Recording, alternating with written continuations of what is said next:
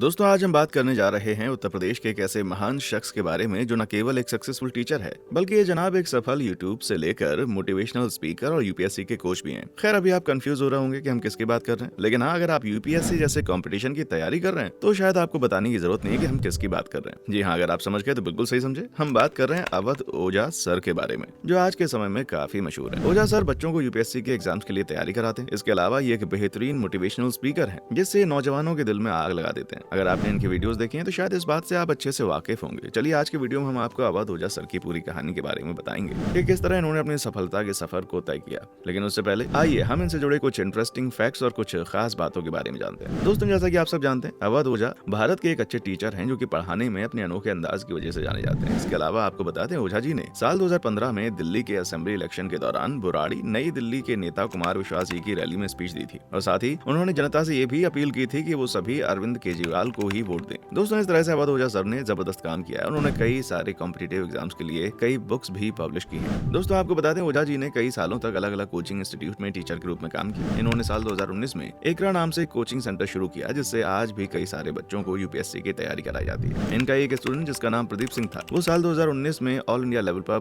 25वीं rank लाया। साल 2020 में कोरोना महामारी के समय में ओझा सर ने एक यूट्यूब चैनल रे अवध ओझा के नाम से बनाया ताकि बच्चों को ऑफलाइन के साथ ऑनलाइन कोचिंग के जरिए यूपीएससी एग्जाम्स की तैयारी करा सके। आप सोच रहे होंगे ओझा जी इतने मशहूर टीचर बन चुके हैं और सबसे ज्यादा पसंद किए जाते हैं तो भैया आखिर इनकी नेटवर्क कितनी होगी, कितना कमा लेते होंगे। तो भाई लोग इनकी संपत्ति के बारे में बात की जाए तो इनकी कमाई के कई सोर्स हैं। इनकी कोचिंग से इन्हें अच्छी खासी कमाई होती है। साथ ही इन्होंने साल 2020 में अपना यूट्यूब चैनल शुरू किया था, उससे भी अच्छा खासा कमा लेते हैं। उस पर लाखों की संख्या में इनके सब्सक्राइबर बन चुके हैं जिससे इन्हें काफी अच्छा प्रॉफिट होता है और आज इनकी नेटवर्थ लगभग 50 लाख रुपए की है। हालांकि आंकड़ा कम ज्यादा भी हो सकता है। दोस्तों हमने इनकी नेटवर्थ और बढ़ती हुई तरक्की के बारे में तो जान लिया, अब चलिए इनके स्ट्रगल के बारे में जानते हैं जिसके बाद इन्होंने इतनी सफलता हासिल की। जानते हैं लेकिन उससे पहले अगर आपने हमारे वीडियो कब तक लाइक नहीं किया तो जल्दी से कर लें और चैनल पर नए हैं तो सब्सक्राइब कर लें। आज जो अवध ओझा सर ऑनलाइन और ऑफलाइन हर जगह पर मशहूर हैं, आपको बता दें सफलता को हासिल करने से पहले यानी करियर की शुरुआत में अवध जी हिस्ट्री पढ़ाया करते थे। उस समय बच्चों को इनके पढ़ाने का अंदाज काफी पसंद आया। बच्चों का उनके प्रति बढ़ता हुआ इंटरेस्ट देखकर उन्होंने कई बार सोचा था कि उन्हें एक कोचिंग इंस्टीट्यूट खोल लेना चाहिए जिसमें ज्यादा से ज्यादा बच्चे पढ़ने के लिए आ सके। लेकिन आपको तो पता ही है टैलेंटेड लोगों के पास बस एक चीज की कमी रह जाती है, पैसों की। बस वही उनके साथ थी। उस समय पर ओझा सर की फाइनेंशियल कंडीशन ठीक नहीं थी जिसकी वजह से इन्हें अपने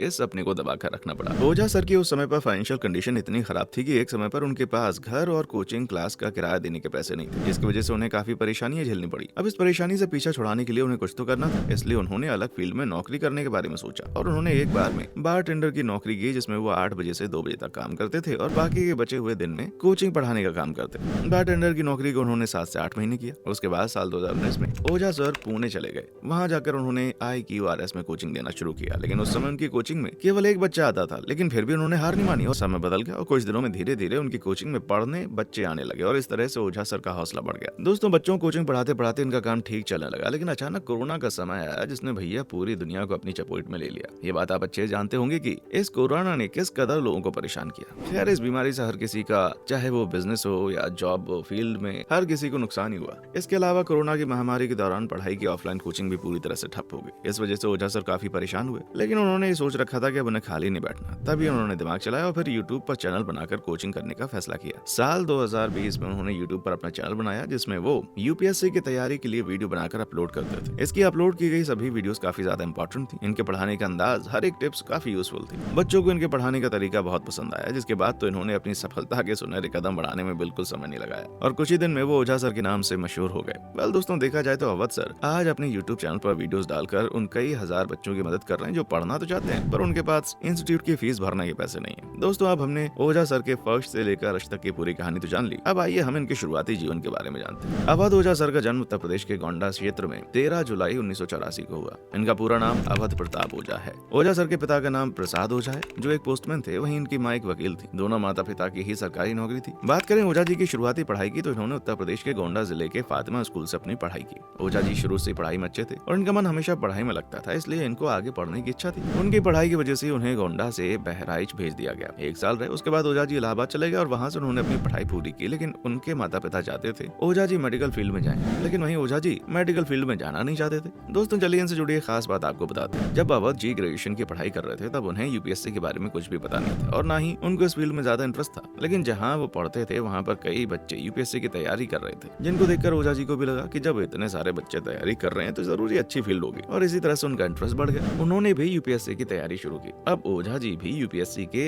एग्जाम्स को क्लियर करना चाहते हैं। इसके लिए उन्होंने जी तोड़ मेहनत की और उन्होंने यूपीएससी का एग्जाम दिया, लेकिन वो इस एग्जाम को क्लियर नहीं कर पाए। भले ही ओझा जी का ये सपना पूरा नहीं हुआ, लेकिन बात सच है कि आज वो कई बच्चों के इसी सपने को पूरा करने में साथ दे रहे हैं। दोस्तों, बात करें ओझा जी की शादीशुदा लाइफ के बारे में, तो इनकी साल 2007 में शादी हो गई। इनकी पत्नी का नाम मंजरी ओझा है और साथ ही इनकी 3 बेटियां भी हैं, जिनके नाम बुलबुल, गुनगुन और पीहू हैं। दोस्तों, हमने आपको ओझा सर की पूरी कहानी के बारे में बता दिया। अब आप हमें बताएं कि आपको ओझा जी कैसे लगते हैं, इनका पढ़ाने का अंदाज कैसा लगता है। कमेंट सेक्शन में आकर बताएं। चैनल पर नए हैं तो सब्सक्राइब करें, साथ ही बेल आइकन को प्रेस करना ना भूलें। जल्दी मिलते हैं अगली वीडियो में। देखने के लिए शुक्रिया।